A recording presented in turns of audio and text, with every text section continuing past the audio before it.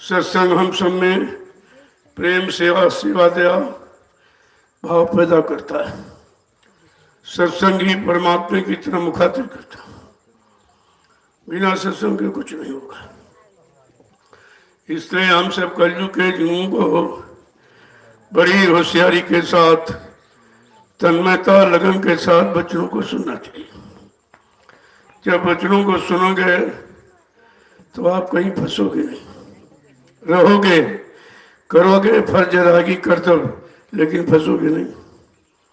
सत्संग इतनी चेतावनी पैदा कर देता है, इतनी जिज्ञासा आप में पैदा कर देगा कि मालिक की तरफ, और रहोगे संसार शरीर परिवार में, लेकिन फंसोगे। यही ज्ञान होना चाहिए कि सब में रहो, किसी में मत फंसो। क्योंकि जब ये सत्संग द्वारा मालूम हो जाएगा कि ये शरीर भी हमारा नहीं, तो शरीर के भोगों में नहीं फंसना चाहिए। इसके लिए निरंतर प्रयत्न नहीं करना चाहिए। ये परिवार आपका नहीं, पति पत्नी बाल बच्चे ये भी आपके नहीं, दुकान मकान जमीन जायदाद ये भी आपकी नहीं है, आपकी केवल है जीवात्मा। अब जीवात्मा के लिए प्रयत्न करना चाहिए। जब जीवात्मा के जगाने वाले संत महात्मा मिल जाएंगे, वो जब रास्ता देंगे, जब युक्ति देंगे, आधार बना देंगे, तब ये जीवात्मा जगेगी और अपने घर पहुंचेगी। इसके पहले कुछ नहीं हो सकता। यही तो सबसे महत्वपूर्ण चीज है कि कलयुग सबसे खराब युग है, लेकिन जीवात्माओं के लिए सबसे अच्छा, क्योंकि सदगुरु दयाला है, उसको लेने के लिए है। तो कितनी बड़ी चीज है जो जीवात्मा युगों युगों से भूली भटकी थी बेचारी, उसको भूल गई थी कि हमारा घर मुकाम मंडल किधर है, हमारा सच्चा प्रीतम मालिक किधर है, ये सब भूल चुकी थी। जब उसको ये एहसास कराया गया, तब उसके अंदर बेचैनी पैदा हुई कि हम बहुत बुरी तरह से यहाँ फंसे, हमको मालूम नहीं था। मतलब यानी हम मन को हमने साथी बना लिया, और मन बेचारा भोगों में चला गया, और मैंने इससे वादा कर लिया। तो साथी भी सोच समझ के बनाना चाहिए, ऐसा हो जो तुम्हारा सहयोग करे। भौतिक जगत में आपका सहयोग ये करे कि भौतिक सामान का प्रयोग कर लो, लेकिन फंसो मत। क्यों? ये किराए भाड़े का, जैसे किराए भाड़े का कोई सामान आप ले आते हो तो ये कोशिश करते हो जितनी जल्दी से काम लो, ज़्यादा से ज़्यादा काम लो, क्योंकि मालिक आ जाए तो ले जाएगा। इसी तरह जब ये पता चला सत्संग के द्वारा कि मानव शरीर किराए भाड़े पर मिला है, तो हमें आपको जितना ज़्यादा इसका प्रयोग कर लेना चाहिए शुभ अच्छे कामों में। जय गुरुदेव, जय गुरुदेव, जय गुरुदेव, जय गुरुदेव। नाम किसका? जय गुरुदेव। नाम किसका? जय गुरुदेव। नाम किसका? प्रभु का प्यारा नाम। सम्राट दाता दयालु पूज्य स्वामी जी महाराज, आज इस प्रातःकालीन लघु सत्संग में सम्मिलित होने वाले समस्त सत्संगी प्रेमी जनों, ये 88,000 ऋषियों की तपोभूमि है, जिस पर हमें आपको बैठने का, सत्संग सुनने का, सेवा करने का, भजन करने का अवसर मिला। ये बहुत सबसे महत्वपूर्ण है। कहीं ऐसी जगह नहीं है जिसमें शांति हो, जिसमें मानवता, इंसानियत, प्रेम, प्यार, मोहब्बत में जीव रह सके और बचे हुए समय में मालिक की याद करें। तो ये जमीन तो ऐसी शुद्ध है जो आपको इसी तरफ प्रेरणा देती।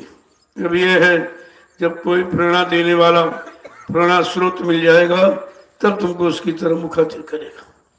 क्योंकि इस भूमि पर जितने आए उन्होंने तपस्या ही की, और तपस्या करके इसको पावन पवित्र बना दिया। तपस्या का मतलब है, तप माने तपा देना, आशाएं माने इच्छाएं, इच्छाएं, वासनाएं, कामनाएं, उमंगे, तरंगे मन की, उनको जला दे, मिटा दे, और मतलब शरीर को बिल्कुल एक रुख करके लगा दे तो तपस्या हो जाती। अब उस समय सदगुरु तो थे नहीं, इनको रास्ता नाम का मिला नहीं था, तो जीवात्मा का कोई काम नहीं हुआ। शरीर तो पवित्र बन गया, शरीर को भोगों से हटा लिया, उम्र बढ़ा ली, खान पान अच्छा, ये तो सब हो गया, लेकिन संत सदगुरु नहीं थे तो जीवात्मा को जगाने की युक्ति ये नामदानों को नहीं मिला था।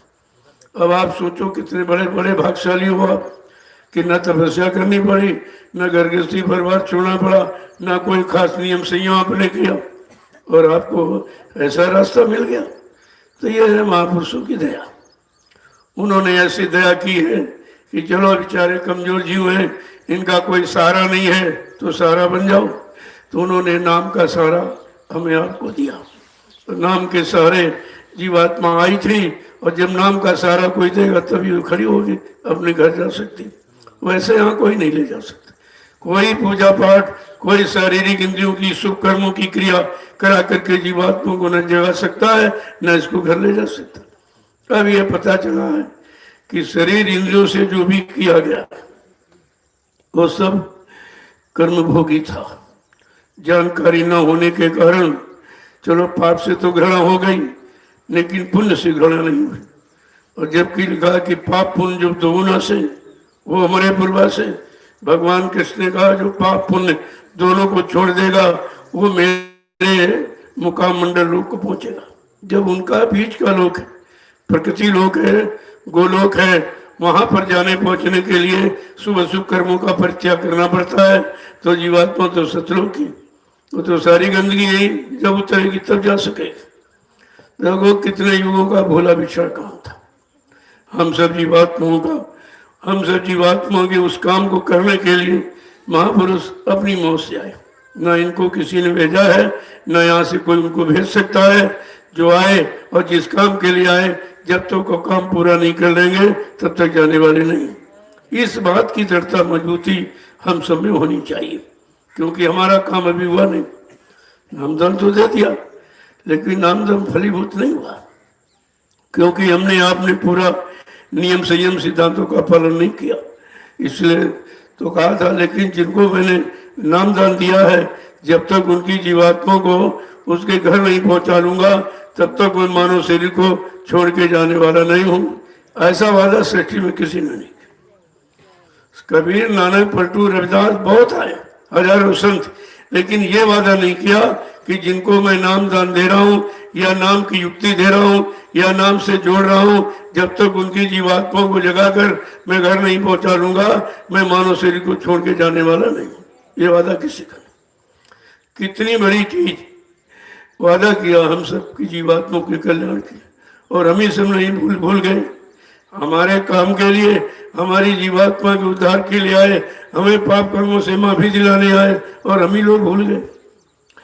उनका परिचय, उनके वचनों, मतवादों को, संकल्पों को, प्रतिज्ञाओं को, परिवर्तन की भूमिका को हम तो सब भूल गए। हमें आपको उसके बारे में कुछ नहीं मालूम। तो ये जानकारी कौन देगा? कहते सत्संग देगा। सत्संग, जब सत्य का संग हो जाएगा। सत्संग कोई कथा वार्ता नहीं है, सत्संग कोई भाषण की प्रवचन का विषय नहीं है, वो तो सत्संग। अब सत्य क्या है और असत्य क्या है, झूठ क्या है, मतलब यानी नकल और असल क्या है, यही जानकारी सत्संग आपको कराएगा। तब तुमको मिलेगा कि शरीर से लेकर शरीर आपने अपना बनाया, सब सपना हो गया, सब जी चल, जैसे समय पूरा हुआ चल दिया हुआ, बताता भी नहीं कहाँ जाएंगे, कैसे जाएंगे, कौन ले जा रहा है, कहाँ पहुंचाएगा, कुछ नहीं बता पाता। एकदम मुख बंद, जबान बंद हो जाती, कान बहरे, आंखें अंधी हो जाती, सारा विवेक ज्ञान खत्म हो जाता। कैसी स्थिति होती है, कितनी वो स्थिति नाजुक होगी, और वो देखने वाले तो देख नहीं सकते, वो जीवात्मा है उसको देख रही, क्योंकि उसी को लेने के लिए आए। तो कहते जबरदस्ती तुम्हारे सीने पे लात रखेंगे और मार मार पीट पीट के जबरदस्ती जीवात्मा निकाली। चल इधर, तूने वादा किया था कि मानो चोले में हमको सौभाग्य दे दीजिए और मैं दिन रात तुम्हारा भजन करूंगी, और तूने कुछ नहीं किया, चल इधर। तो बहुत दुर्दशा होती, ये वादा है। ये वादा हम सबकी जीवात्मा होगा, तो इसका मतलब हम सबकी यही दुर्दशा होगी, ना समझ पाए, ना चेत पाए और ना जाग पाए, ना नाम की कमाई कर पाए, तो ये दुर्दशा सबकी होनी है। तभी महापुरुषों ने लाख दया कोमल चिंता, ये सब देखकर वो देखते हैं कि बेचारी की कितनी दुर्दशा हो रही है, तो मतलब उन दया आ गई और उन्होंने अपना सत्यलोक सचखंड अनामी धाम प्रभु धाम छोड़ करके इस मृत्युलोक मंडल पर आ गए, हम सब जीवात्माओं को जगाने के लिए। अब जगाने का माध्यम क्या है? जैसे कोई सो रहा हो तो आवाजें से आप जगाते हो, जब मुंह से आवाज निकलती तब जग जाता। ऐसे जीवात्मा सो रही, वो कैसे जगेगी? कहते नाम पुकार। जब नाम की आवाज लगेगी तो जय गुरुदेव नाम प्रभु का, इस आवाज को लगाकर कितने करोड़ जीवों को सतपथ के रास्ते पर जगा के खड़ा कर दिया, और खड़ा कर दिया और उनको पूरा यानी मतलब जानकारी उनको सत्संग से दी। देखो तुम्हारा यहाँ कोई नहीं, तुम केवल अकेले आए और नंगे आए और माँ के गर्भ से, वही रास्ता, दूसरा रास्ता नहीं आने का। जो भी मृत्युलोक में आएगा माँ के गर्भ से ही आएगा, और कोई दूसरा आने का रास्ता नहीं है। अब ये है, एक अपनी इच्छा से आता है, एक कर्म अनुसार भेजा जाता है, दो चीजें रखें। वो अपनी इच्छा से आए, अगर मानव शरीर में ना थे तो हम आप उनकी बोली भाषा नहीं समझ पाते, इसलिए अपनी बात को समझाने के लिए, सही सच्चे रास्ते की जानकारी देने के लिए उन्होंने मानव तन धारण किया है, नहीं धारण किया, और मानव शरीर धारण किया। लेकिन मानव शरीर में जितनी इंद्रियां, वो इंद्रियों का कोई काम नहीं करते, इंद्रियों से परे है।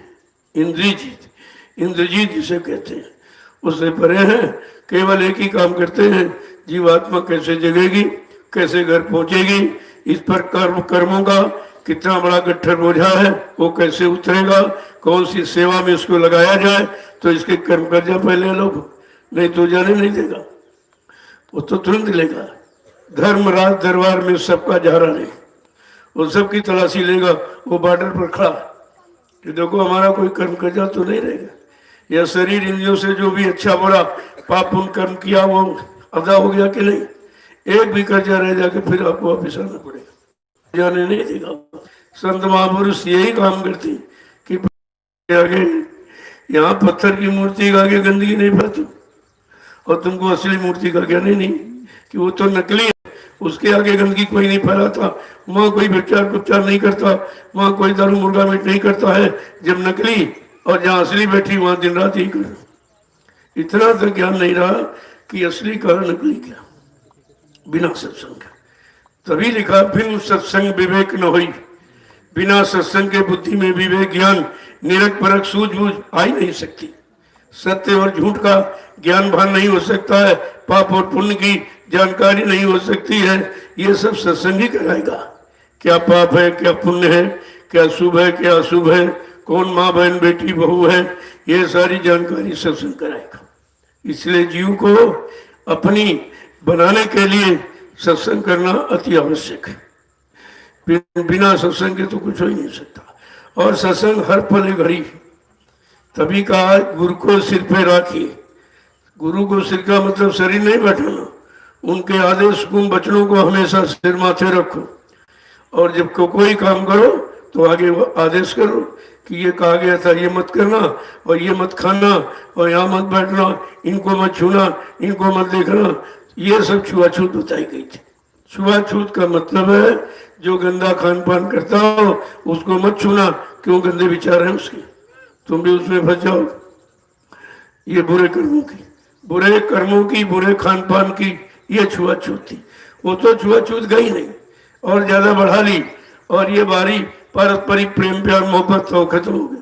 अब इनको छुएंगे नहीं, इनको पास बैठा लेंगे नहीं, इनसे हम बोलेंगे नहीं, ये तो आपने अपनी सामाजिक पारिवारिक स्थिति को बिगाड़ा है, ये बिगाड़ है।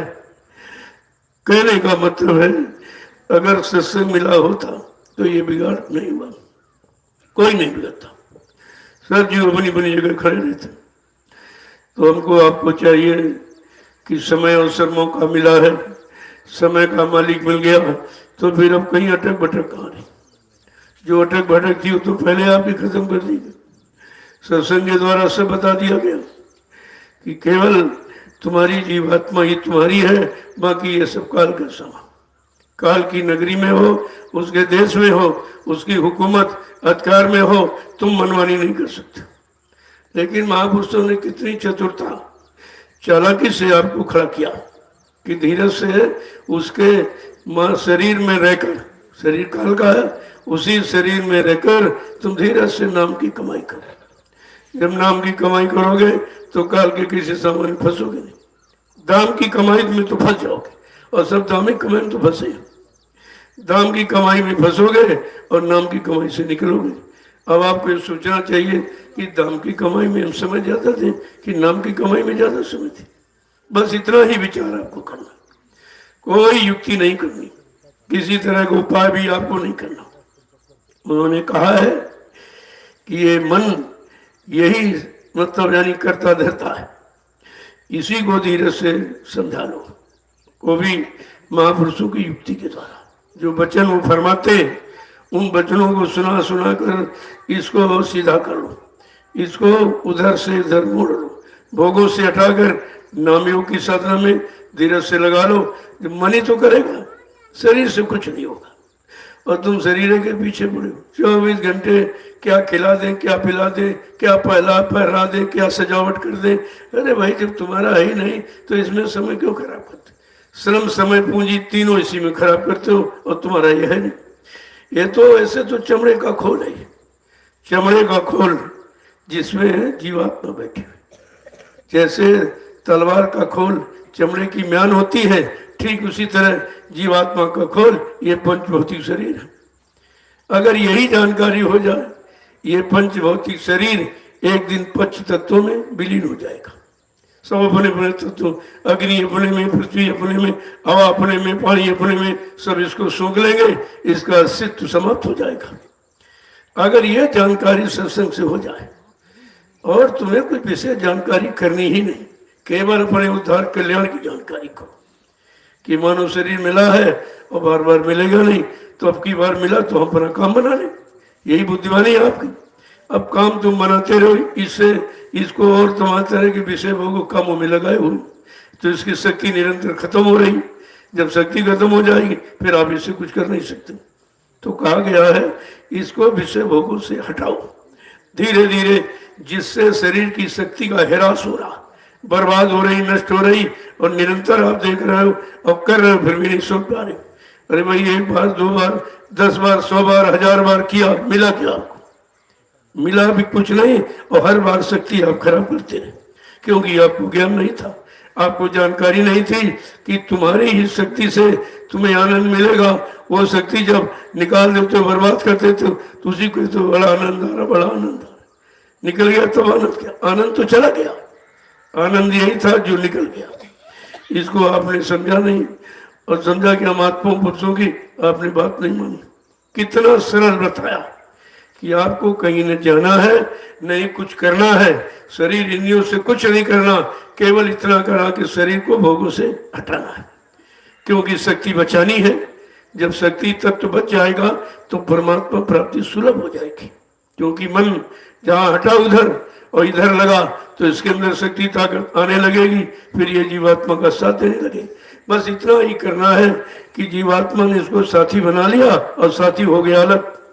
अलग ऐसा हुआ कि बर्बाद हो गया। अब बेचारी वचनबद्धता में फंसी है। उसने वादा किया था चलो हम तुम नीचे चलेंगे, लोग को देख करके वापस चले आएंगे, और मतलब बिना हम तुमको साथ लिए नहीं आएंगे। इतना वादा उसको देखियो कहाँ पहुंचा रहा, कितना कष्ट दे रहा है, तरह तरह की मुसीबत आपत्तियों बेचारी जा रही, जबकि उसका उससे कोई मतलब नहीं। इस सामान से कोई मतलब की बात ना ये खाना खाती है, ना ये दूध पीती है, ना काल के किसी सामान का प्रयोग करती है। तो कहते जब करती नहीं तो ये क्यों फंसी हुई? फंसने का कारण केवल संग दोष कितना खराब है। अब संग दोष को आप नहीं समझ पाए, उसी संग दोष में सब फंसे हो, उसी में खराब हो रहे हो निरंतर। तुमने संग का मतलब नहीं समझा कि हम किसका संग करें, किसका न करें, किसको छोड़ें, किसको पकड़े, किसको अपना बनाए और किसको अपना न बनाए। कैसा भोजन करें कैसा न करें जिससे मन बिगड़े ना, लेकिन मानते कुछ नहीं आप। तभी कहा गया कि सादा जीवन उच्च विचार, ये है उन्नति का आधार। अगर उन्नति उत्थान प्रगति चाहते हो शरीर की, और शरीर को हष्ट-पुष्ट और निरोग बनाना चाहते हो, और विषय भोगों से अलग रखना चाहते हो, तो इसको संतुलित आहार दीजिए। जो इसका आहार परमात्मा प्रकृति ने बनाया, सीजनल अनाज, सीजनल सब्जियां, सीजनल फल फूल मेवे, दूध मक्खन मलाई घी, इसको कहते हैं शुद्ध शाकाहार। ये मानवीय भोजन है। जब ये भोजन नहीं करोगे तो मानवता खत्म हो जाएगी। और आपने ये भी नहीं सोचा कि भोजन क्या है। अरे जितनी मशीनें बनी है सबका ईंधन तेल अलग बना के, अब मशीन समझ करके तुम पेट्रोल वाली मशीन में डीजल डाल दो, कहते ये भी तो तेल है, ये भी हाल है, लेकिन वो उसके अनुकूल नहीं, तो मशीन खराब हो जाएगी। ऐसे मानव मशीन परमात्मा ने बनाई है, इसका तेल ईंधन बराबर अलग, और आपने उसको छोड़ दिया और जो नहीं था उसको डालने लगे तो ये खराब हो गई और समय इसका कम हो गया। जो 100 वर्ष की जिंदगी थी और दारू मुर्गा मीट में 50 में खत्म हो गया। तो अभी तक आपने यही नहीं समझा है क्या खाना क्या नहीं खाना, किसके पास बैठना किसके पास नहीं बैठना, किसको छूना किसको नहीं छूना, किनको देखना किनको नहीं देखना, किनकी कमाई का खाना किनकी कमाई का नहीं खाना। अगर इतनी भी जानकारी हो जाती तो तुम्हारा कुछ बिगड़ता नहीं। अपनी जगह बने रहते, पाक साहब निर्मल और संत महापुरुष आते फट से पकड़ लेते कि उनको कुछ जब बना बनाया मिला तो देर नहीं लगती। लेकिन आपने बिगाड़ दिया सब, इतना बिगाड़ दिया है कि अब तुमको होशो हवास भी नहीं है। अब उसको बनाने में समय लगता है। समय इसीलिए कि अभी आप जाकर नहीं रहे, चेत नहीं रहे हो, अच्छे बुरे की पहचान नहीं कर रहे हो, मान भी नहीं रहे हो, तो देरी तो इधर से उधर से कोई देर, महापुरुषों की तरफ से कोई देर नहीं। कहा था मैंने परिवर्तन का पूरा मसाला बना लिया, लेकिन जिस दिन तुमको इसके काबिल रोकूंगा उसी दिन सौंप दूंगा। अब हम लोग काबिल नहीं बन पाए। अब काबिलियत की पहचान कैसे हो, तो कहते परीक्षा, बिना परीक्षा के तो हो ही नहीं सकता। बच्चा पूरी साल पढ़े लेकिन अपना रिजल्ट आउट नहीं कर सकता, अपना डिवीजन पर योग्यता नहीं बता सकता। वो तो बताएगी पर इच्छा, दूसरे की इच्छा पर निर्भर है। परीक्षा का मतलब दूसरे की इच्छा पर निर्भर है, आप पर नहीं है। इसीलिए मतलब हमारी भी परीक्षा दूसरे पर निर्भर है। अब वो दूसरा क्या, वो अपना ही है। अपना ना होता, अपनापन ना होता, अपनाया ना होता तो हम कुछ समझ ही नहीं पाती। जब अपने ने अपनाया और अपनापन दिखाया, और तब भी हम नहीं समझ पाए, अलग हो गए, अपने को छोड़ दिया। जहां से अपना काम होना था, भौतिक आध्यात्मिक नूरानी जिस्मानी दोनों, उसी को आपने छोड़ दिया और प्रचार कर दिया। कल गुरु जी चले गए तो ये वह भी काम तो कुछ हुआ नहीं। कितने वादे, एक वादा है, हजारों वादे किए और एक वादे की भी शुरुआत नहीं हुई और लोगों ने उनके जाने की शुरुआत कर दी। तो मैंने पूछा भाई ये काम कौन करेगा, ये परिवर्तन का काम कौन करेगा? क्या इंसानी शक्ल परिवर्तन कर सकती है? ये परिवर्तन कौन करेगा? और वो भी ऐसा परिवर्तन नहीं ऐसे जैसे ऐसे से ऐसा, ये परिवर्तन है। और ऐसे से थोड़ा सा, ये परावर्तन है। परावर्तन को लोगों ने परिवर्तन कर दिया। परिवर्तन का मतलब बिल्कुल व्यवस्था एकदम उलट जाए। कहा ऐसा परिवर्तन जो भूते न भविष्यति, मेरी भूमिका व्यवस्था के आदि एक दिन सारा विश्व नतमस्तक हो जाएगा। कितनी बड़ी चीज है परिवर्तन की, कितनी बड़ी आवाज है, और इसको लोगों ने कुछ नहीं समझा, कुछ भी नहीं समझ में आया और इधर उधर तर्क वितर्क उतर्क में पड़े हुए। जो समय जहाँ लगाना चाहिए समय को लगाना नहीं जानते। जब समय को लगाना आप नहीं जानते हो, समय की महिमा नहीं जानते हो, और समय दिन रात जा रहा और इतनी रफ्तार से जा रहा कि आप इसको रोक नहीं सकते। रात हो दिन सुबह और शाम इसी गणना में समय जा रहा, और समय तो जैसे ट्रेन जा रही तो आप रोक नहीं सकते हो। लेकिन अगर स्टेशन का पता चल जाए कि हमारा स्टेशन कहाँ है तो तुम बैठ के अपनी मंजिल पूरी कर सकते हो। ये तो हो सकता है, रोक तो नहीं सकते हो लेकिन बैठ करके अपनी मंजिल पर पहुंच सकते हो। ठीक इसी तरह समय की इतनी बड़ी रफ्तार है। इस रफ्तार को कोई नहीं रोक सकता। और समय की रफ्तार में मन जुड़ा है, उसकी भी रफ्तार उसी है। अब दोनों से आपको देखना कि समय से मन को कहाँ लगाया जाए, क्योंकि मन तो पहले ही लगा। जहाँ लगना था वहां तो लगा नहीं, जहाँ नहीं लगना वहीं लग गया है, और इतना लग गया बिल्कुल चिपक गया, उसी में सराबोर है। अब उसको वहां से निकालना बहुत मुश्किल है। निकालेगा कौन? जो निकला वो। यहाँ सब फंसे, जब सब फंसे वो कैसे निकालेंगे? और वो भी भोगों के दलदल में फंसे। जैसे दलदल में आपका पैर फंस जाए, अगर आप ताकत लगाओगे और नीचे जाओगे, ताकत तुम्हारी निकालने की नहीं, नीचे गहराई में ले जाने की, क्योंकि पैरों के नीचे कोई ठोस आधार नहीं है, पैर किस पर जमेगा। इसी तरह भोगों में फंसा व्यक्ति तुमको कैसे निकालेगा? और यहाँ सब फंसे पड़े, सबको कोई न कोई मान की, सम्मान की, सामान की इच्छा, सबको, फिर कैसे निकले? इसीलिए कहा है राज दुआरे संत जन तीन वस्तु को जाए, कै माया, कै मान, कै मीठा। या तो मान सम्मान के लिए, या दान दक्षिणा के लिए, या अच्छे भोजन के लिए जाता। तभी कहा साधु दुआरे संत जन। साधु कहते राज दुआरे साधु जन तीन वस्तु को जाए, कै माया, कै मान, कै मीठा। और यहाँ न तो मीठा की जरूरत, न मान की जरूरत है, न माया की जरूरत है। जब तीनों चीजों से अलग हो जाओगे तब तुमको कहा जाएगा वीतराग। राग से अलग हो गए। राग और देश, चाह और इच्छा, वासना और कामना, उमंगे तरंगों, सबसे आप अलग हो गए। करना तो ये है, और ये करना बड़ा कठिन दिखाई दे रहा, क्योंकि मन आपका आदती हैबिचुअली हो गया। अब उसको कोई चीज न मिले तो बिल्कुल सुस्त हो जाता, और तुम निरंतर उसी की खुशी का सामान देते रहते। जब निरंतर सामान उसी खुशी का देते रहोगे तो वो कभी हटने की इच्छा नहीं करेगा, क्या जरूरत है। तो महापुरुषों ने धीरे धीरे कहा इसको धीरे धीरे मोड़ो उधर से। तो सर्वप्रथम तो आपका भोजन बताया कि ऐसे तड़क भड़क भोजन, ऐसे तड़क भड़क वस्त्र कपड़े मत पहनो। तुम्हारा मन तो खराब है, दूसरा देखेगा उसका भी खराब हो जाए। तुमने दो नुकसान की, अपना किया और दूसरों का भी किया। तो ये तरकीरें भड़कीरें, चाहे वस्त्र हो, चाहे भोजन हो, या और कोई सामान हो, ये सब मन को खराब करते हैं। और तुम मन को ठीक कैसे करोगे जब सामान खराब करने वाले दे रहे हो? कहा उस सामान से थोड़ा सा अपना हटाव शुरू करो। पहली बात तो ये देखो कहाँ कहाँ फंसा, निगरानी करो। दूसरों की निगरानी नहीं, अपने मन की निगरानी करो। दूसरों की निगरानी करने से तुम्हें क्या मिलेगा? मान लो वो बुरा है तो बुराई देखकर तुम बुरे ही हो सकते हो। बुरा तो मतलब ऐसा तो कि मतलब दूसरों को देखकर अपना काम नहीं बना सकते। तुमको अपने मन की निगरानी करनी पड़ेगी कि हमारा ये मन भाई कहाँ कहाँ लगा, इसकी यारी दोस्ती ज्यादा कहाँ है, वहां से धीरे धीरे पहले हटाओ।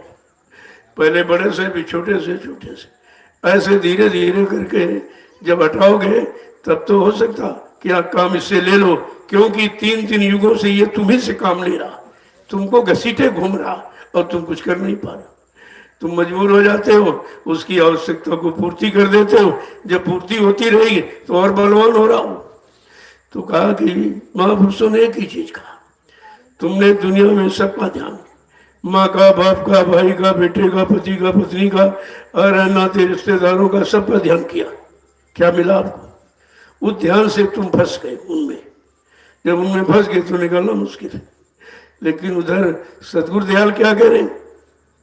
वो तो क्या कह रहे हैं, गुरु का ध्यान कर प्यारी, बिना इसके नहीं छुटना। अब गुरु कौन सा है? इधर भौतिक जगत का है कि आध्यात्मिक जगत का?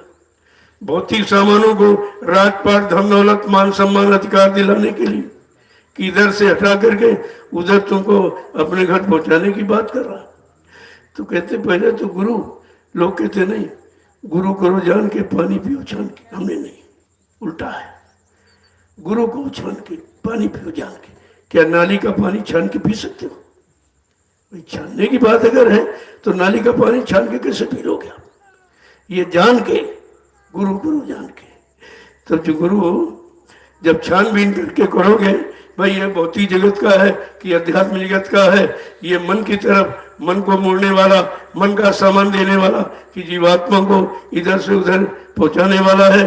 जब ये जानकारी होगी तब समझ में आएगा गुरु कैसा है। इसीलिए कलयुग के जीव कहाँ कहाँ फंसा, किन किन गुरुओं की बात मानी और कहाँ बेचारा फंस गया है, तो उन्होंने जानकारी दी कि तुम्हारे जीवन के साथ में कितने गुरु जोड़े गए। प्रथम गुरु पिता और माता, ये पहला गुरु कि जो रक्त बीज के दाता, जिन्होंने मतलब हमको संसार में आने का सौभाग्य दिया। माँ बाप नहीं होते तो आप पैदा नहीं होते, आ ही नहीं सकते थे, पहला गुरु। और दूसरा गुरु भाई वो दाई जो गर्भवास की मर छुड़े, यानी गंदगी को दूर करता वो गुरु है। देखो कितना ज्वलंत उदाहरण देते हैं कि जो तुम्हारे दैनिक जीवन में प्रयोग का, कि जब बच्चा पैदा हुआ तो माँ बाप घर के परिवार में किसी ने छुआ नहीं, सबको घृणा थी कि गंदगी गंदगी गंदगी। उस गंदगी को उस दाई ने हटाया। ऐसे है तुम्हारे कर्मों की गंदगी को कोई हटा नहीं सकता, वो समय सदगुरु ही हटाएगा। और क्या कहते, चौथा गुरु जो शिक्षा दी ना, तब संसारी माँ रखी ना, आपको संसार में बताया ये माँ है, बाप है, बेटी है, मतलब ये सब जानकारी। जानकारी का मतलब फंसाना। ये फंसने के लिए ये तुम्हारे, ये तुम्हारे, ये तुम्हारे, ये मकान तुम्हारा, जमीन तुम्हारी, दुकान तुम्हारी, इसी में आप फंस गए। पांचवा गुरु जो दीक्षा दी ना, राम नाम का सुमरन किया, कहा ये पांचवा गुरु है, थोड़ा सा इधर से हटा करके काल देश में काल शक्तियों के लिए कहा भाई वो आए तो उनकी पूजा करो, ये कहा। देखो छठवां गुरु भ्रम सप्तारा। अब जब उसके आगे गए तो उसने ये भ्रम हटा दिया, ये नहीं, ये नहीं, ये ठीक नहीं, ये ठीक नहीं, ये ठीक नहीं। तो आप समझ गए कि ये ठीक नहीं, ये ठीक है, लेकिन ये है काश छठवां गुरु भ्रम सप्तारा और ओंकार से नाता जोड़ा, लेकिन सतवां सतगुरु और शब्द लखाया और जहां के जीव तहां पहुंचाया, ये सतगुरु का काम। तब गुरुओं की जानकारी हुई, भाई हमारा गुरु कौन है, हमारी जीवात्मा का कल्याण करने वाला कौन है, हमको शरीर मन इंद्रियों से को फंसाने वाला कौन है। बिना सत्संग के आप गुरु की पहचान नहीं कर सकते। तो सत्संग में कितनी बारीकी जानकारी आपको दी, भाई आपको क्या करना है, ये जानकारी मिली। तो महापुरुषों ने समझाने में कसर नहीं रखे। मेहनत क्यों करनी पड़ी कि हम सब बहुत गंदे हैं, इतनी गंदगी भरी है और गंदगी एहसास भी नहीं करते, उसी को अच्छा मानते, गंदगी को अच्छा मान रहे। अच्छा मानकर आपने गंदगी को पकड़ा है, लेकिन जिनको जानकारी है कि गंदगी है क्या, वो जरूर जानकारी देंगे आप। और जब तक ये कर्मों की गंदगी, ये सबसे खराब। अब कर्म खराब हो गए, कहते जान में, अनजान में, स्वार्थ में, लोभ में, लालच में कैसे हो गए। कहा चलो ठीक हो तो गए, लेकिन एहसास तो करो कि हम गंदे हैं, तब गंदगी छोड़ाने का प्रयास करोगे। अभी लोग गंदगी एहसास से नहीं करते। ये मान सम्मान अभिमान, ये भी तो गंदगी, यहाँ सब गंदगी ही है। इस काल माया के देश में जब कर्मों का जाल उसने बनाया तो गंदगी ही तो उसने इसमें रखी है, और उसी कर्मों को हम अब करते रहते, तो गंदगी में फंस गए। कभी अच्छा, कभी बुरा, कभी पाप, कभी पुण्य, कभी शुभ, कभी अशुभ, यही सब मतलब करते रहे, तो ये शुभ अशुभ पाप पुण्य की गंदगी में फंस गए। अब यहाँ से निकलना बड़ा मुश्किल है, क्योंकि जो आया वो भी इसी में फंसा। यहाँ तक कहा कि ब्रह्मा जी ब्रह्मलोक का सुख आनंद उठा रहे, लेकिन उनकी जीवात्मा जगी न घर पहुंची। भगवान विष्णु विष्णुलोक का सुख आनंद उठा रहे, उनकी जीवात्मा जगी न घर पहुंची। भगवान शंकर तीसरा नेत्र तो खोल लिया, लेकिन आगे के लोगों का ज्ञान कराने वाला कोई सदगुरु नहीं मिला, वो भी अपने मतलब लोक तक सीमित रह गए। भगवान राम साकेत लोक का सुखानंद उठा रहे, उनकी जीवात्मा जगी न घर पहुंची। भगवान कृष्ण गोलोक का सुखानंद उठा रहे, उनकी जीवात्मा जगी न घर पहुंची। और देवी देवता देवलोक का सुखानंद उठा रहे, उनकी जीवात्मा जगी न घर पहुंची। अब ये सब फंसे तो है, क्योंकि जीवात्मा जगाने वाले संत सदगुरु जब तक नहीं मिलेंगे, कोई अपनी शक्ति से नहीं जगा सकता। देखो कितनी गंदगी सारे लोगों में गंदगी है, वो सब गंदगी को खत्म के लिए सदगुरुदेव आए। सतलोक सचखंड नामी धाम प्रभु धाम से कि चलो नहीं तो यहाँ से अगर जगह दिया तो किसी और लोग में फंसो। जब यहाँ फंसे हुई चमड़े के शरीर में मलमूत्र गंदगी भरी, जब इसमें फंसे हो तो ऊपर तो कोई गंदगी है ही नहीं, वहां तो बहुत जल्दी फंसाओगे, कहोगे बस बस यहीं छोड़ दीजिए आगे नहीं जाऊंगा, तो बहुत अच्छा है। लेकिन जो हाथ पकड़ा जिससे, तभी कहा तुम्हारी पकड़ ढीली हो सकती है, पकड़ सदगुरु की होनी चाहिए। अपना हाथ पकड़ा दो, जब अपना हाथ पकड़ा दोगे तब तुमको कोई चिंता नहीं रहेगी। और उनकी पकड़ है पक्की, सब लोगों की सैर कराएंगे और दिखाएंगे, लेकिन छोड़ेंगे किसी लोग में नहीं, क्योंकि आगे अप्सराओं के लोग हैं।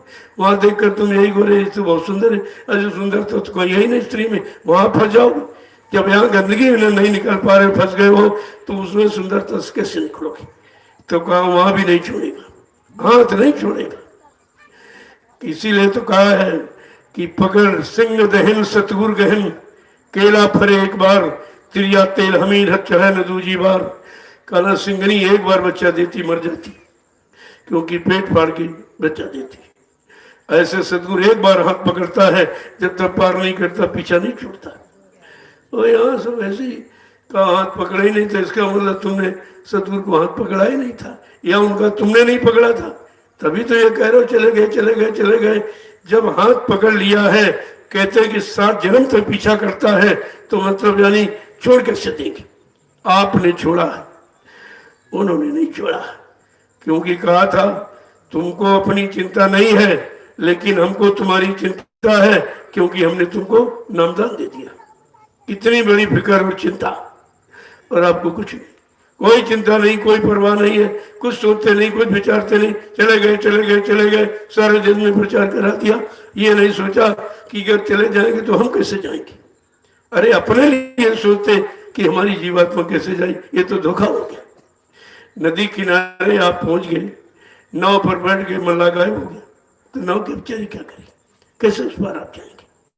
अगर कह दो मल्ला चला गया तो इस नाव को ले कौन जाएगा? लेने वाला और पार लगाने वाला कोई है नहीं। तो ये तो अपने लिए आपने ऐसा कह दिया, जबकि ये नहीं कहना चाहिए। नहीं नहीं, हमको पार करने का वादा किया है, हम नाम नौका लगाई है, लिहाजा पार करके ही जाएंगे, ऐसा नहीं। अब इतनी बड़ी शंका उस शंका ने विनाश कर दिया था, क्योंकि आप समझ नहीं पाए। अगर सत्संग वचनों को सुना होता, अपने जीवन का आधार बनाया होता, एक एक वचन पर चल करके आपने सच्चाई को प्राप्त किया होता, तो धोखा है नहीं।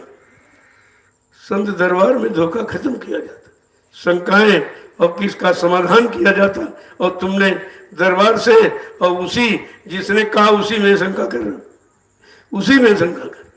इतना भी नहीं समझ पाए हो, इतने वादे किए, इतने संकल्प और प्रतिज्ञाएं की हैं, इतने महान साकेत यज्ञ किए, कहा 3 यज्ञ हो गए, बच्चा चौथा सतयुग साकेत यज्ञ बाकी है। जब चौथा यज्ञ सतयुग आगमन का होगा, वो यज्ञ किसी पुरानी धार्मिक नगरी में नहीं होगा, पुरानी बड़ी नदी किनारे नहीं होगा, बड़े शहर कस्बों में नहीं होगा, एक बियाबान जंगल में एक छोटी सी नदी होगी, वहां 10 करोड़ प्रेमी इकट्ठा होंगे।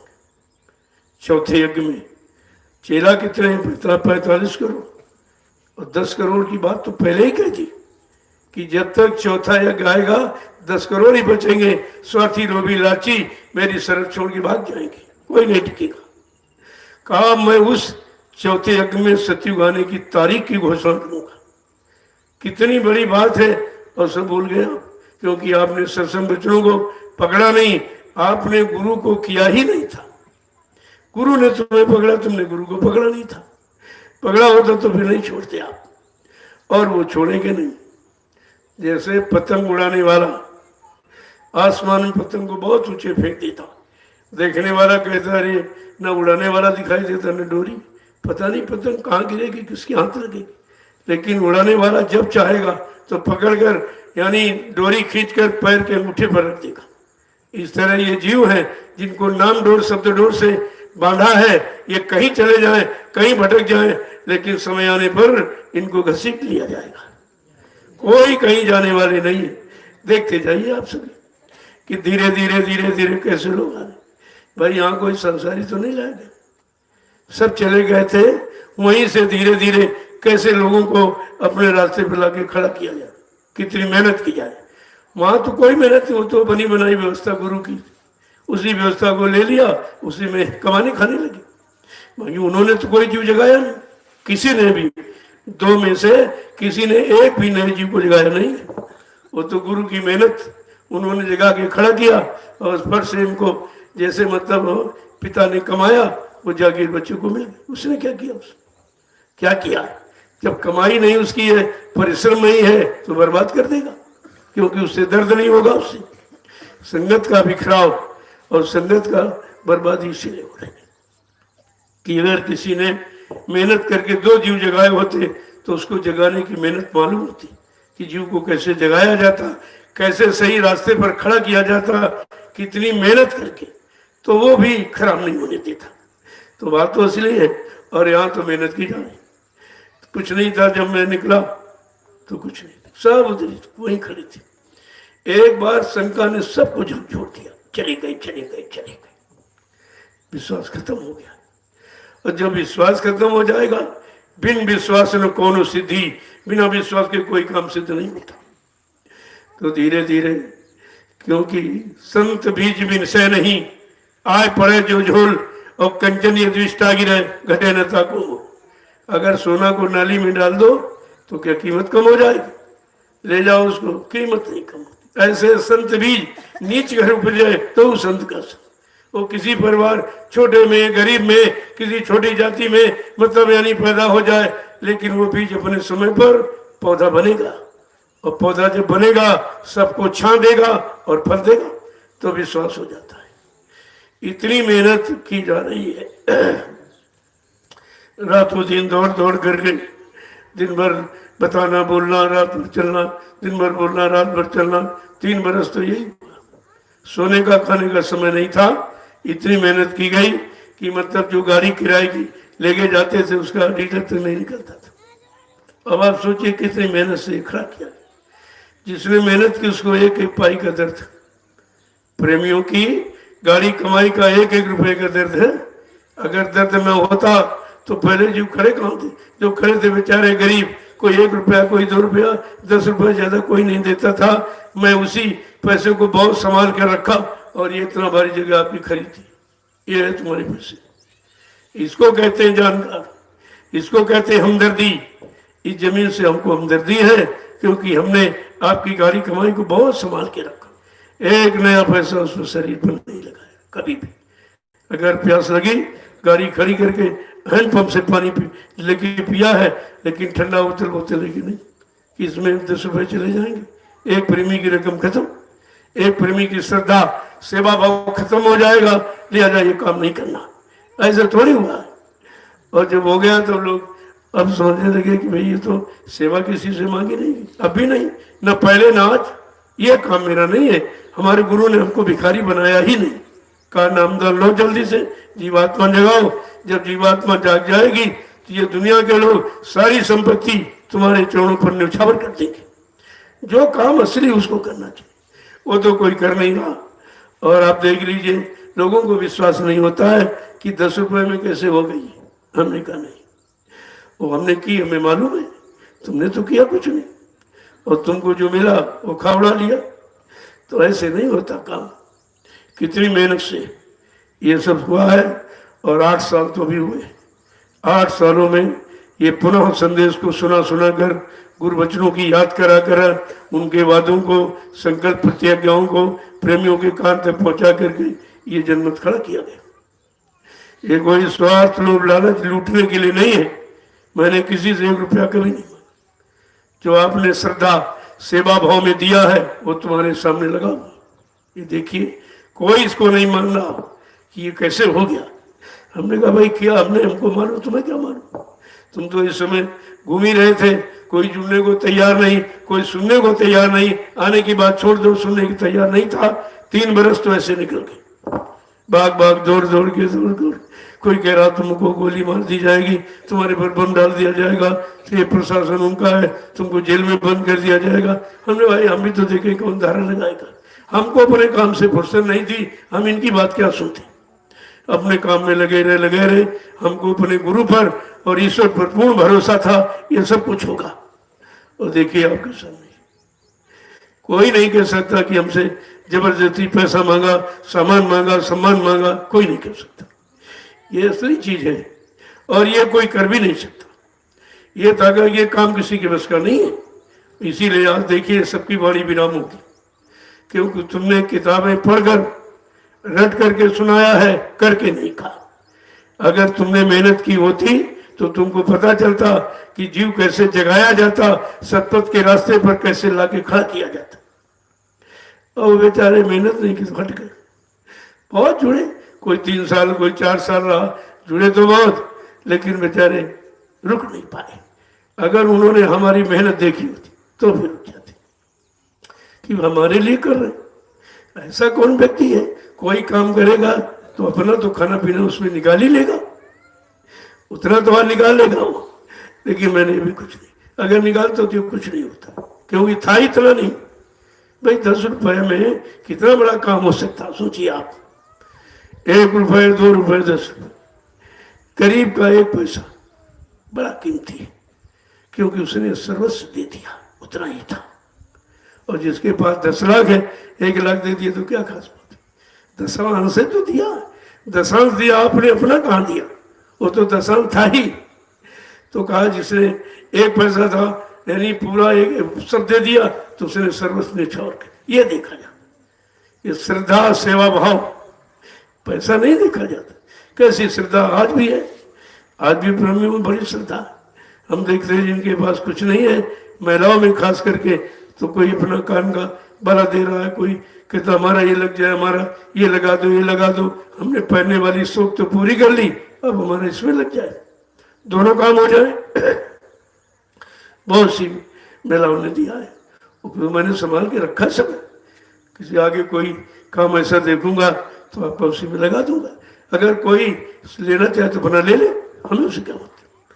तो हम समझेंगे हमको इसे रखने के लिए दिया था, अब सुरक्षित रखा रहा, अपना ले जाओ। हमारा उसे कोई मतलब नहीं है। हमारा तो ये मतलब आपने जिस काम के लिए दिया उस काम में लगाना, इसके सिवा हमारा कोई मतलब नहीं। तो हम क्यों रखेंगे किसी का। अब बहुत से लोग बेचारे दे गए, बाद में कहते नहीं नहीं हमको जानकारी मिल गई, ये ठीक नहीं, अच्छी जगह नहीं, तुमने कहा ले जाओ, ले जाओ, जहाँ अच्छा दिखना वहाँ लगा देना। हमको ये भी नहीं कि नहीं नहीं तुम हम ही को, हमको तो लेने की जरूरत है नहीं। जब तुम देते हो एक झंझट और पैदा कर देते हो, दे के तुम फेंक के चले गए, हमको सोचना पड़ता है इसको कहाँ लगाए कि इसका परमार्थ बन जाए, हमारे पर बोझा न पड़े। एक तो समस्या खड़ी कर देते आप, 10 रुपए फेंक के चले गए, तुम्हें क्या मतलब।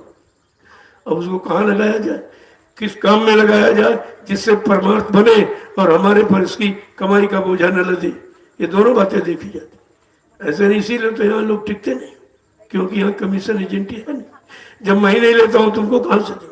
बहुत लोग आए, बड़े बड़े मिशन वाले जो मतलब यानी घूम रहे इधर उधर, सब आए कि मतलब कुछ सेवा इनके पास, आदमी बहुत है, थोड़ा कर देंगे, सारा तमाम पैसा मिल जाए। हमने ये आदमी इसलिए इकट्ठे नहीं किए, इनको लूटने के लिए इकट्ठा नहीं किया, इनको सही सच्चे रास्ते पर लगाने के लिए और परमार्थी सेवा का पाठ पढ़ाने के लिए इनको इकट्ठा किया गया। तो यही अभी तक नहीं समझ पाए। तो भीड़ देखकर बहुत हमारे पास आती कि जरा सा इशारा कर देंगे तो अभी कोई 100 देगा 50, हमको करोड़ों रुपए मिल जाएगा। तो हमने कहा भाई ये वो दुकान नहीं है, वो दुकान नहीं है जिस पर तुम्हारी सौदा, तुम्हारे स्वार्थ की सौदा इस दुकान नहीं हो सकती। हाँ अगर परमार्थी जगह पर चलना चाहते तो आ जाइए, दरबार खुला है, किसी के लिए कोई पाबंदी नहीं, क्योंकि हमारे यहाँ छोटा बड़ा और गरीब अमीर और पढ़ा लिखा अनपढ़ और स्त्री पुरुष का कोई भानी नहीं है, सब आ सकती, क्योंकि सब में एक चेतन जीवात्मा बैठी। आप ये देखते हो स्त्री है, मैं देखता हूँ जीवात्मा, बस इतना फर्क है हमारे यहाँ। तुम वो देखते हो और जीवात्मा तो स्त्री लिंग आई, तो सब स्त्री है, तुम्हें पुरुष कहाँ हुआ। जब सबके अंदर जीवात्मा है, जीवात्मा स्त्रीलिंग है, तो पुरुष यानी पुरुष अभी है ही नहीं, पुरुष केवल सत्पुरुष, बाकी सब स्त्रियां। ये जीवात्मा सब उसी सत्पुरुष की। तो कहने का मतलब जब जानकारी हो जाती है तो भूल भ्रम संदेह खत्म हो जाता है। अब इसके लिए कितनी मेहनत करनी पड़ी। लोग तो अब आ रहे हैं, पहले कौन जुड़ा था। 3 बरस कोई हमारी तरफ देखता नहीं था, बिल्कुल कहते कि ऐसा न कहीं मतलब हमको फंसा ले और कहीं ये मारे जाएंगे वो जेल में मुझको भी जाना पड़ेगा, इस डर से कोई जुड़ा ही नहीं। जब चौथा साल लगा तब धीरे धीरे धीरे धीरे जबकि संदेश सुना कि लगातार वही संदेश, इसमें कोई मतलब यानी मिलावट नहीं है। हमने कहा नहीं, अपनी तरफ से मैं कुछ कहता ही नहीं, जो हमने सुना कान से सतगुरु की शरण में रहकर, हमने जो आंख से देखा है और उनका काम, तो मतलब हम उसी को कहते हैं जो हमने कान से सुना और देखा। किसी का सुना सुनाया पढ़ा पढ़ाया मैं नहीं कहता, क्योंकि हमको उस पर विश्वास नहीं। जो हमने देखा है और मतलब सामने किया है और बैठाल के कहा ऐसा होगा ऐसा होगा, आगे ऐसा होगा आगे ऐसा होगा, एक दिन तुम लोग नजदीक हो बहुत दूर चले जाओगे। तो कहते थे लोग भाई कहाँ चले जाएंगे, इतनी दूरी क्या। लोगों ने सुना नहीं।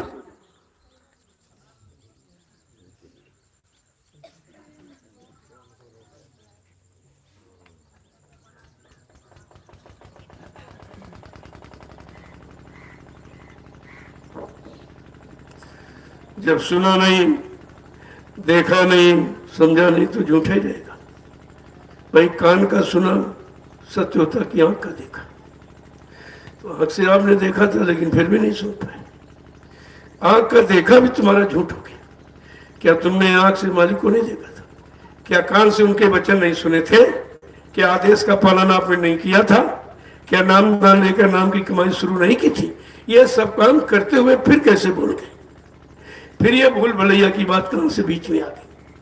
चले गए, कभी नहीं आएंगे, कभी नहीं आएंगे, इस शरीर में नहीं आएंगे, नहीं आने में शरीर में ही आएंगे, तो शरीर वाले बेचारे पहचानेंगे क्या? यही बात कबीर साहब ने कही थी। जब जाने का समय हो गया, कहा देखो सबको बुलाया, ऐसे नहीं चुपके से चले गए जैसे कह दिया बाबा जी चले गए। सबको बुलाया, बुला के बैठाला, कहा देखो ये हमारा खोल कवर पुराना हो गया, मैं इसको बदलना चाहता हूँ। तो उनके परिचित धर्मदास जी से, जो छत्तीसगढ़ के महाराजा थे, उन्होंने कहा साहब हमको तो इसी शरीर की पहचान है, आप दूसरा शरीर धारण कर लोगे, हम कैसे पहचानेंगे? तो कहा मेरी पहचान लिख लो। यानी कबीर साहब बोलते गए, धर्मदास जी लिखते गए। कहा लिखो, हंसा घबराइयो मत, हम फिर आवेंगे। जीव तू मत करना फिकरी, सौंप दे भली बुरी सगरी। अगर तू अपना भला बुरा सब सौंप दे तो तुझे फिक्र करने की जरूरत क्या है? जो काम करने आया है काम करके जाएगा, तुम्हें कुछ करना ही नहीं, लेकिन तुमने अपना भला बुरा सौंपा भी नहीं। जबकि कहा है कि भली बुरी खोटी खरी गुरु आगे सब खोल, क्योंकि वो जानते हैं, छिपा सकते नहीं हो, वो सब जानते। जब तुमने किया था तो वहीं खड़े थे, देख रहे थे कि अपने भोग की अदायगी कर रहा है। कहने का मतलब कबीर साहब ने कहा भाई लिख लो हमारी पहचान, हंसा घबराइयो मत, हम फिर आवेंगे। काशी धाम मुक्ति का नाका ताम यक करामेंगे। कहा काशी जो मुक्ति का धाम बताया जाता, वैसे काया काशी मन मथुरा दिल द्वारिका। कहते ये है, ये चीज अंदर की थी, सब बाहर में लोगों ने बता दी, समझा दी, बहका दी, वहीं पर लगा दिया। जो अंतर्मुखी चीज थी वो बहिर्मुखी बता दी। तो कहने का मतलब जानकारी भी तो आपको सही नहीं मिल पाई। कबीर साहब ने कहा लिख लो, नहीं लोग भूल भटक जाएंगे। कोई और स्वार्थी लोभी लालची दाढ़ी बढ़ा के आ जाएगा, नहीं नहीं हम ही कबीर हैं, हम ही दोबारा जन्म लेके आ गए, तो भ्रमित हो सकता जी। तो फट से कहा मेरा लिखो। तो धर्मदास जी लिखते गए और कबीर साहब बोलते गए, लिखो हंसा घबराइयो मत, हम फिर आवेंगे। काशी धाम मुक्ति का नाका ता हम यज्ञ करावेंगे। 4 वर्ण 36 जात हम घर घर अलग जगावेंगे। कहा जब अब की बार आऊंगा तो चारों धर्म, हिंदू मुसलमान सिख ईसाई ब्राह्मण क्षत्रिय वैश्य जैन, सबके कानों तक मैं संदेश पहुंचाऊंगा। लेकिन कबीर साहब ने कहा जो इस शरीर में हूं, इस शरीर से मैंने केवल 2 जातियों को उपदेश किया। अब की जगह यूं कोरी चमारा और फिर जेवराजन दरबार। अब की बार कोरी चमार 2 जातियों को मैंने उपदेश दिया है, लेकिन जब अब की बार आऊंगा मेरा संदेश राजनीतिक लोगों के कानों तक पहुंचेगा। तब बाबा जी ने 24 मार्च सन 1980 को अहमदाबाद में दूरदर्शी को जन्म दिया। जन्म देकर राजनीति का पूरा संदेश कि विशुद्ध राजनीति क्या है, विशुद्ध धर्म नीति क्या है, दोनों का संदेश राजनीति लोगों के कानों तक दूरदर्शी के माध्यम से पहुंचा दिया। ये कबीर की दूसरी वाणी से दिखी। धर्मदास जी कह रहे हैं, साहब आप किस नाम से प्रचार कराओगे, हम कैसे जानेंगे, आप ही आगे हो। कहा लिखो, गुरु नाम का डंका लेके हम शब्द का ढोल बजाएंगे। मैं गुरु नाम से प्रचार करूंगा, जीवों को जगाऊंगा और शब्द का ज्ञान दे करके जीवात्मा को जगा के घर पहुंचाऊंगा। मैं दोनों काम करने आऊंगा और दोनों नाम, एक वर्णात्मक एक ध्वन्यात्मक, जय गुरुदेव वर्णात्मक नाम के द्वारा देश दुनिया को जगाऊंगा और सबकी परेशानी बीमारी मुसीबतों को दूर करूंगा और 5 नामों की ध्वनि सुनाकर जीवात्मा को उसके घर पहुंचाऊंगा। कहा मैं दोनों काम करने आऊंगा। आपके सामने तो सब हो रहा है लेकिन दिखाई नहीं दे रहा, क्योंकि आंखें नहीं खुली है, आंख पर पर्दा पड़ा है, कान नहीं खुला, कानों पर भी पर्दा पड़ा हुआ, तो दिखाई सुने आपको नहीं दे रहा, सब सामने हो रहा। धर्मदास जी इसीलिए पूछ रहे कि हमको तो जानकारी है ही, लेकिन हमारे जैसे करोड़ों जीवों को जानकारी हो जाए कि दूसरा शरीर कैसे धारण करेंगे, उस शरीर से कौन सा काम करेंगे, कौन सी लोगों पर दया करेंगे। कहा यह सब दिखा दिया। धर्मदास जी कह रहे साहब एक शंका और रह गई, क्या उस समय के लोग तुमको अपना पूरा गुरु समर्थ मालिक मान लेंगे? कहते नहीं धर्मदास, आज समय ही वही हमें पहचानेंगे। जो मेरे पुराने जीव जिनको मैंने नाम दान दिया, माला खूटी में टांग दिया, सुमरन ध्यान भजन नहीं किया, जब मैं आवाज लगाऊंगा मेरे पुराने जीव भागते चले आएंगे, वही मेरी शरण में लुकेंगे और लोभी लालची ये शरण छोड़ के भाग जाएंगे। ये तो स्पष्ट कह दिया था और सब आपके सामने हो रहा, लेकिन समझ नहीं कि वचनों पर विश्वास नहीं। वचनों को आपने पकड़ा ही नहीं था, वचनों पर आपने चले ही नहीं थे। जब चलो नहीं तो मंजिल कैसे तय करोगे? जब आदमी पैदल चलता है एक एक स्टेप का उसको ज्ञान होता है, एक एक कदम पर विश्वास के साथ उठाता है तो एक न एक दिन हजारों किलोमीटर की यात्रा तय कर लेता, बस सिर्फ विश्वास की बात। और जब विश्वास खत्म हो गया कुछ नहीं, और विश्वास सबका खत्म हो गया। कोई ऐसा हमको नहीं मिला जो ये कहे नहीं नहीं। अरे अभी एक तरफ आप लोग ये कहते थे, प्रचार आपने भारत की जनता में किया है कि मतलब ये समदर्शी है, ये अनामी महाप्रभु है, ये त्रिकालदर्शी है, ये मतलब सृष्टिकर्ता है, ये सबको सुख शांति देने आए, ये कलयुग को भगाने आए हैं, सज्जू की स्थापना करने आए, ये सब तुम प्रचार करते रहे। वो प्रचार कहाँ चला गया? अब केवल एक ही विचार रहेगा कि बाबा जी चले गए। तो तुम्हारा प्रचार झूठा है कि भारत की जनता तुम्हारे मुंह नोच चलेगी कि तुमने तो ये बताया था कि इसी नाम जय गुरुदेव नाम से सुख शांति मिलेगी और इन्हीं के द्वारा विश्व को सच्ची सुख शांति मिलेगी। अब तुम कहते हो कि विश्व को सुख शांति देने वाला चला गया, तो शांति किसको मिली? शांति कौन देगा? ये भ्रांति और क्रांति और अशांति कौन दूर करके आपको शांति देगा? ये सब विचारने विषय है, आपने विचार किया नहीं। उस श्रृंखलता में सब मतलब यानी ये अगर गंभीरता होती वचनों की तो आपको कोई अलग नहीं कर सकता, कोई पैदा ही नहीं हुआ था जो आपको गुरु से अलग कर देता। लेकिन आप सब भूल गए, सब वचनों को बोल के इधर उधर की बातें करने में बड़े होशियार है। इधर ये दुकान इधर खोली, उधर खोली, उधर खोली, तो माल कहाँ तुम्हारे पास? अरे माल तो जय गुरुदेव नाम से ही तो ले रहे हो। जब जिस महापुरुष ने नाम जगाया उसके जगाए नाम से सबका काम हो रहा, तो वो सुता कितना काम करेंगे? इस पर नहीं विचार किया। जब अवसर जगाया हुआ नाम पकड़े, हमने कहा इस नाम को छोड़ दो, अभी देख लो क्या होता।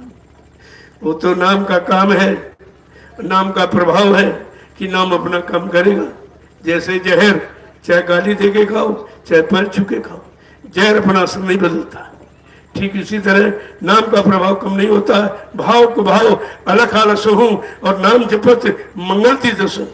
कोई भाव को भाव में आप जगाए हुए नाम का स्मरण करोगे, वो नाम अपना काम करेगा।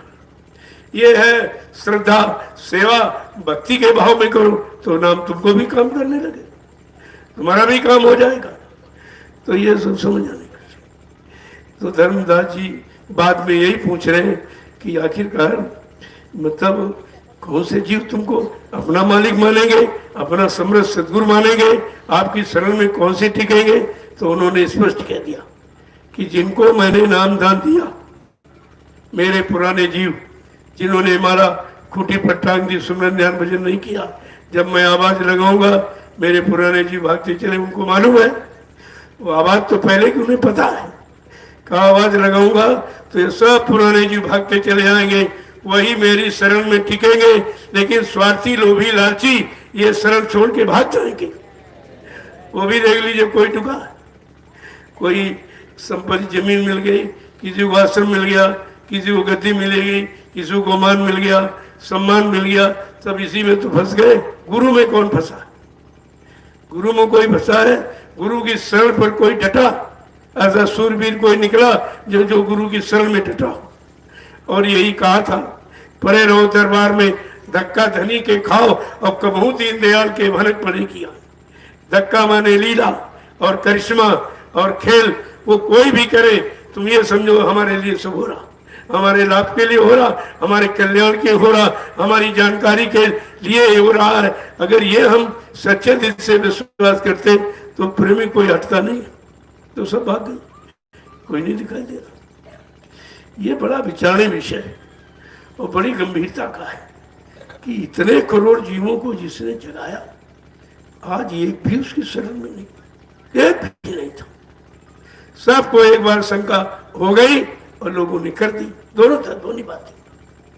लेकिन अगर तुमने गुरु को हकीकत में पकड़ा होता, हकीकत सच्चाई में देखा होता, अपनी जीवात्मा के कल्याण के भी विश्वास किया होता, तो फिर शंका की बात नहीं। लेकिन आपने कुछ नहीं किया, तो सब तो दोषी एक बार हुए ही। एक बार शंका सबके दिल में हुई। अगर ये अभियान जारी न किया गया होता, तुम सब वहीं खड़े थे। अब किस तरीके से यानी झूठ से सच्चाई की तरफ लाया जाए और नकली और असली की पहचान कराई जाए, इसमें समय लग रहा है। समय है जीवों को समझने में, उनकी समझौती में कोई समय नहीं, समझने में समय है। जितनी जल्दी समझ जाएंगे उतनी जल्दी काम हो जाएगा आपका। तो काम तो जब ही होगा जब तुम समझ कर आओगे, तब तो ऐसे कैसे हो जाए। उसी में ये समय खर्च हो रहा है, भागदौड़ हो रही। ये 8 वर्ष कितनी मेहनत की गई हिंदुस्तान में, सब जगह घूम घूम कर, जबकि सब विरोध में खड़े थे, सब विरोध में, कोई सहयोग में हमारे नहीं था, सब विरोध में थे। लेकिन विरोध के बीच से ये कैसे निकाली गई, कैसे आए हैं, यही सच्चाई का प्रतीक है। अगर सच्चाई न होती तो कोई नहीं आता, और सच्चाई सबके सामने हो रही। हमने कोई कैसा काम नहीं किया है जो पर्दे में गुप्त रखा, क्योंकि हमको कुछ चाहिए नहीं, तो हम ये काम क्यों करेंगे।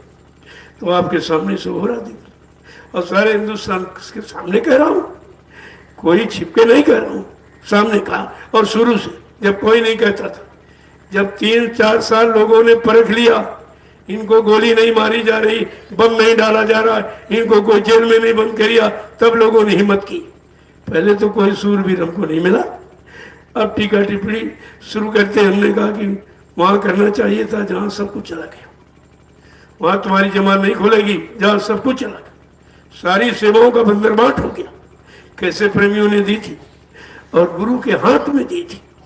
उस सेवा का जरा से इन्होंने विचार नहीं किया, ये गुरु ने अपने हाथ में ली है, अगर इसको अपने हाथ में लेके हम खर्च कर देंगे तो परिणाम कितना खराब होगा, क्या इसका भुगतान हम कितने जन्मों में कर पाएंगे, इस पर भी कोई विचार नहीं। और ये भी कहा था, जो तुमने हमारे हाथ में सेवा दी, श्रद्धा से मांगी नहीं गई, तुमने दी, कहा मैंने बहुत संभाल के रखी है, और उसी तुम्हारी सेवा से मैं मथुरा में एक महाविश्वविद्यालय का निर्माण करूंगा, जिसमें गरीबों के बच्चे मुफ्त शिक्षा पाएंगे।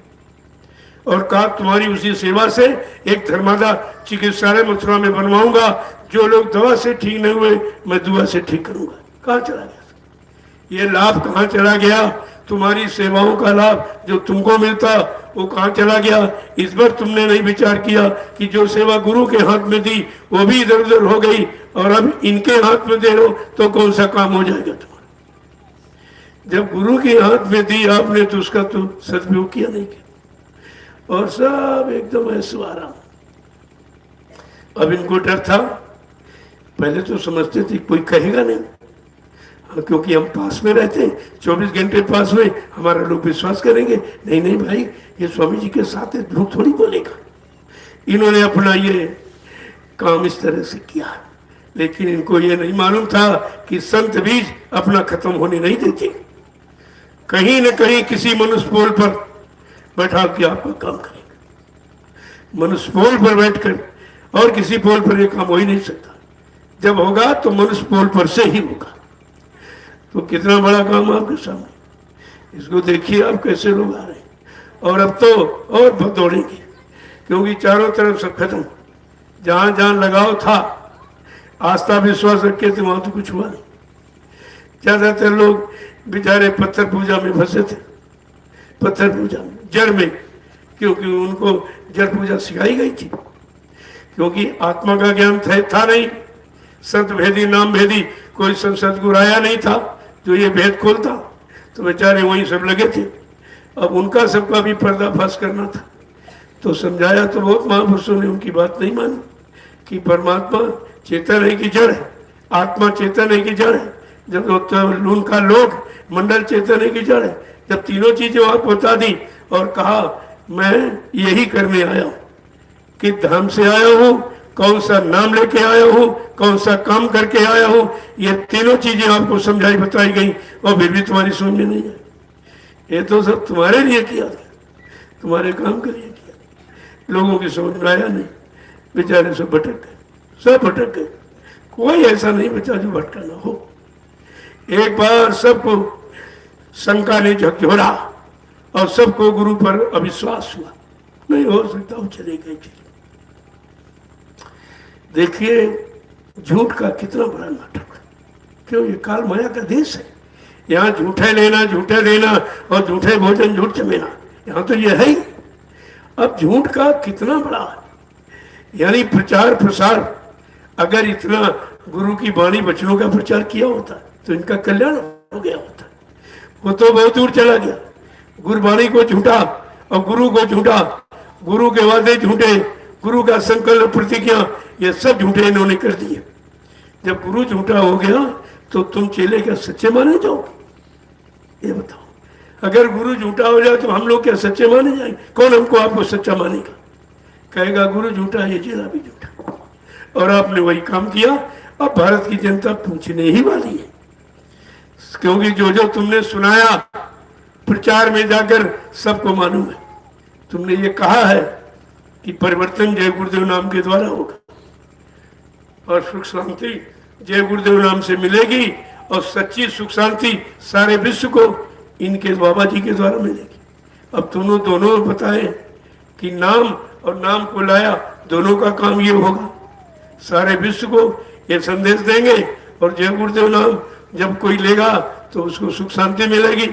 अब वो दोनों का अपने परिचय बताया है और इधर कह रहे हो बाबा जी चले गए, तो लोग पूछेंगे भाई तुमने तो कहा था विश्व को सुख शांति देके जाएंगे, अभी तो कहीं शांति नहीं, सब क्रांति फैली हुई, सब मार काट एकदम। अब तो सफाई, शुरुआत हुई सफाई की। गंदला समय साफ हो जाए, सारी गंदगी जब साफ हो जाएगी तब सतयुग पदार्पण करेगा, गंदगी में नहीं आएगा। और देखिए किस तरह से कुदरत साफ कर रही गंदगी। महापुरुषों को कोई दोषी नहीं ठहरा सकता, क्योंकि बाबा जी ने पहले बता दिया था ऐसा समय आएगा, ऐसी स्थिति परिस्थिति में तुम फंस जाओगे, घर से निकलना मुश्किल हो जाएगा, तुम्हारे जितने वाहन एक लाइन में खड़े हो जाएंगे। ये सब पहले ही आपके सामने कहा गया और वही सब हो रहा। अब कुछ कुछ लोगों के अंदर आया है कि बाबा जय गुरुदेव जी महाराज ने जो कहा वही हो रहा, वही हो रहा। अब उनकी अरे तो अब पछताए होत का जब चिड़िया चुन गई खेत, सारा समय निकल गया, जो बनने का था, संभलने का था, खड़े होने का, वो तो आपने निकाल दिया। अब तो बिगड़ने का, उजड़ने का समय। अब तुम्हारी सोच समझ क्या करेगी?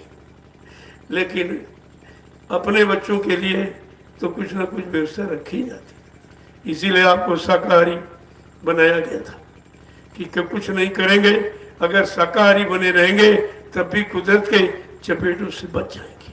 हाँ ये जरूर है कि लोग जलेंगे तो आंच तुमको भी लगेगी, क्योंकि तुम उनके बीच में रह रहे हो। इतनी तो तपन तुमको भी बर्दाश्त करनी पड़ेगी, लेकिन वो जल के खत्म होंगे और तुमको आंच लगेगी, इतना तब भी आपको होगा। तो ये सब जानकारी अगर लोग समझ लेते, ले लेते, तो आज ये स्थिति परिस्थिति क्यों बनती?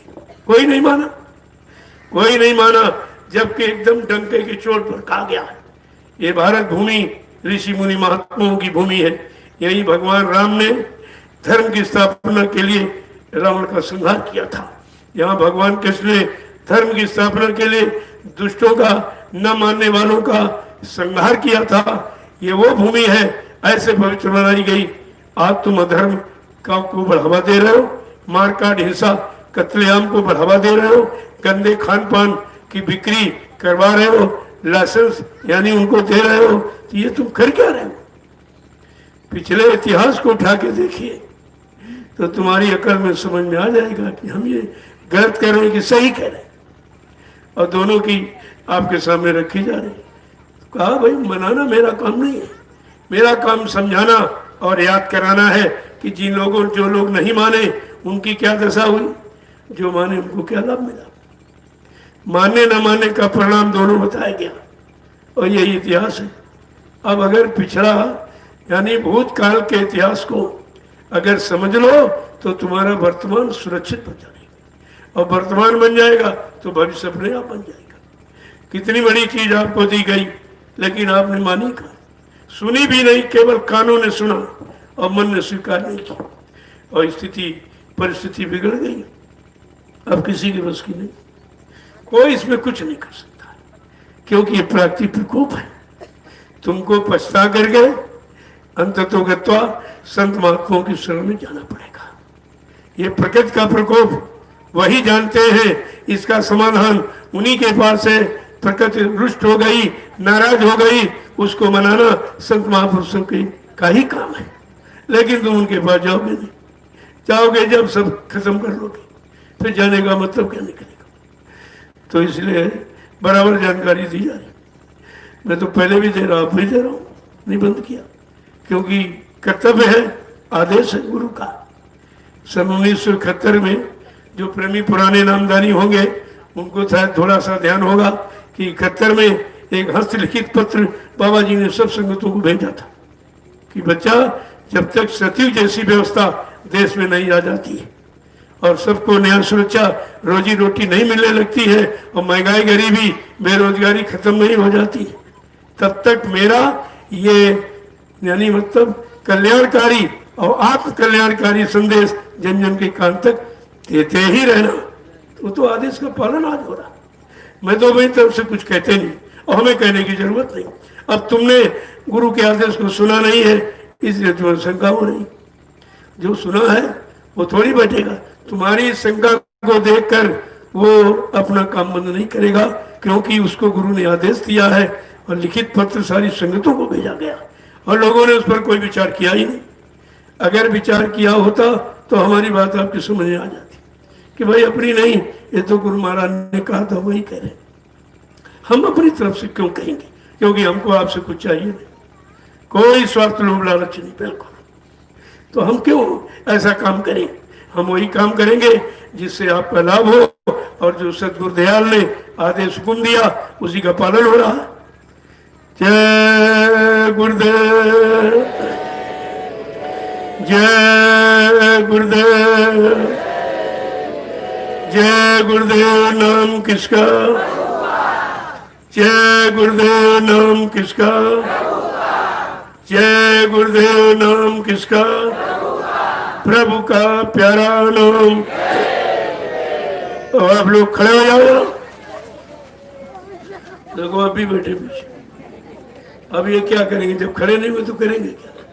अरे खड़े होगे तभी तो चलोगे, तभी कुछ काम करोगे। तो अभी तो तुम इतने सुस्त हो कि खड़ा होना नहीं जान पाए, तो चलोगे करोगे क्या तुम? और जो कह दिया बैठ जाओ तो बैठ भी बड़ी देर में पाएंगे कि बैठ जाने का मतलब भजन साधना के लिए बैठना।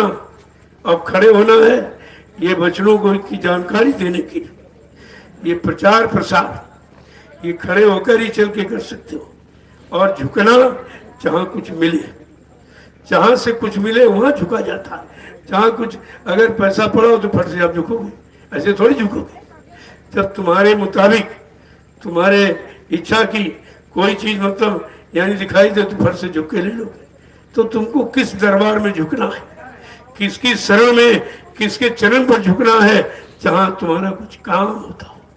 इस पर विचार आपको करना चाहिए था, लेकिन आपने कहा नहीं। और तीनों कवायद है शरीर, खड़ा होना, बैठना और झुकना, तीनों का अर्थ है। ऐसे थोड़ी मतलब है नहीं, तो आप यही नहीं सोच पाए बेटा। तो देखो, जो वचन आपको पहले या आप वो पहले वाले दोहराए जाते, कोई यहाँ न पुराना बिगाड़ा जाता न नया लागू किया जाता। जिसमें कोई खामी, कोई त्रुटि, कोई गलती, कोई फाल्ट हो गई, उसी को ठीक कर दिया, उसी को ठीक किया जाता। तो ये तो आपको सोचना चाहिए। यहाँ अपनी मुताबिक न कोई चीज़ बताई जाती है, न अपने मुताबिक कोई चीज़ दी जाती है, क्योंकि देना वही है जिस देने की आवाज़ लगी थी, और बताना वही है जिसको आपको सुनाया गया था। तो यहाँ ऐसा कोई काम नहीं किया जाता, अपनी मनमुक्ता में होकर यहाँ कोई काम नहीं किया जाता। जो कहा गया है वही आपके कान तक पहुँचाया जा रहा है। जो करने की आवाज़ थी वो आपके सामने किया जा रहा है। इसी नैमिषारण्य की तपोभूमि पर 10 जुलाई से 23 जुलाई तक 1997 में जब गुरु पूर्णिमा का कार्यक्रम किया गया नदी के उस पार, और वो 13 दिन का, इतना बड़ा कार्यक्रम अभी कभी नहीं हुआ गुरु पूर्णिमा का। एक साप्ताहिक तो हुआ है, लेकिन 13 दिन का नहीं हुआ। आखिरी दिन यही ऐलान किया था कि बच्चा, ये 88,000 ऋषियों की तपोभूमि है, यहीं से सतयुग के अंकुरण निकलेंगे। मैं यही तो पूछता हूँ, भाई अंकुरण कोई आसमान में निकले? सारे काम का आधार धरती ही, तो अंकुरण तो धरती पर निकलेगा। तो ये आवाज़ तो इसी चीज़ की थी, और वो आवाज़ न होती तो ये काम नहीं होता। ये किसी इंसान के बस का नहीं है, ये मेरे भी बस का नहीं था। ये तो दया से, जब दया हो जाएगी, कहना कि जब दया मालिक की होती है तब सूखी खेती हरियाती है। ये दया है, तो दयालु कृपालु अपनी दया करेगा, जो असंभव संभव हो जाएगा, जो कभी नहीं होना वो पूरा हो जाएगा। तभी तो आप मानोगे कि हाँ भाई समर्थ मालिक का काम है। और ये सब आपके सामने। अब लोगों ने कहा, अरे भाई मथुरा में जगह थी, आसन थी, वहाँ क्यों नहीं, वहाँ तो बना था, यहाँ बनाने की क्या जरूरत है? हमने कहा कि जरूरत नहीं थी तो तुमने उसको गंदा क्यों किया? गंदा क्यों किया? बाबा जी ने ये कहा था और सबको सुनाया सत्संग में। आपने उनकी बात सुनी थी। कहा, बच्चा ये मेरे गुरु महाराज का मंदिर है, यहाँ मेरा कोई चिन्ह नहीं बनेगा, मेरा फोटो तक यहाँ एक बाल भी मत रखना। और वहीं पर इन्होंने समाधि का निर्माण कर दिया। ये बताओ, ये आदेश का पालन है? लेकिन सरकार जब समझ गई तो रुकवा दिया, रुक गया। नहीं तो इन्होंने तो छवि खराब कर दी, गुरु के आदेश का एकदम खंडन। कहा ये मेरे गुरु महाराज का मंदिर है, मेरा यहाँ कोई चिन्ह अगर ये नहीं बनेगा, अगर भविष्य में कभी जरूरत पड़ी, मैं था अकेला, इतना बड़ा तैयार कर दिया, तुम तो करोड़ों हो, बहुत अच्छा बना लोगे। लेकिन उस बात को किसने कहते? आदेश पालन। आदेश तो ये था। अब ये बात ये है कि आदेश आपको मालूम नहीं, क्या आदेश हुआ, क्यों किया, क्यों आपने आदेश का उल्लंघन किया? तमाम जमीन थी, सड़क उस पार थी मथुरा, वहां तुम्हारी इच्छा वहां बना देते, लेकिन तुम वही काम करोगे जो गुरु के खिलाफ होगा, जिसमें गुरु की मर्यादा खत्म हो और गुरु को लोग झूठा कहे, तुम वही काम कर रहे हो। तो इस काम को क्यों कर रहे हो? क्यों आप कर रहे हो इस काम को? जिनकी संपत्ति, जिनका स्थान, सब कुछ ले रहे हो, और उन्हीं को झूठा और कलंक लगा के कहते झूठे थे, झूठे कह गए। तो इसका तो खामियाजा भोगना पड़ेगा। ये तो इसकी तो माफी कोई नहीं दे सकता, ये माफ करने योग्य है ही नहीं। चलो वो सरकार थोड़ा सा सारा समझ गई तो उन्होंने कहा नहीं, इसको बंद कर दीजिए, ये काम गलत है। क्योंकि मेरे यहाँ दिल्ली में लोग आते हैं, गुरु की आवाज लगाते हैं, कहते नहीं गुरु मेरा मौजूद है, इतना बड़ा विश्वास है। कहते गुरु इसी शरीर में जीवित है, ये आधार हमारा है। और जो कहते गुरु चले गए उनका दुर्भाग्य, वो दुर्भाग्य तुम्हारा है। कितनी बड़ी चीज का ऐलान किया गया और सबके कान तक आवाज पहुंचाई गई, ऐसा नहीं है। जय गुरुदेव।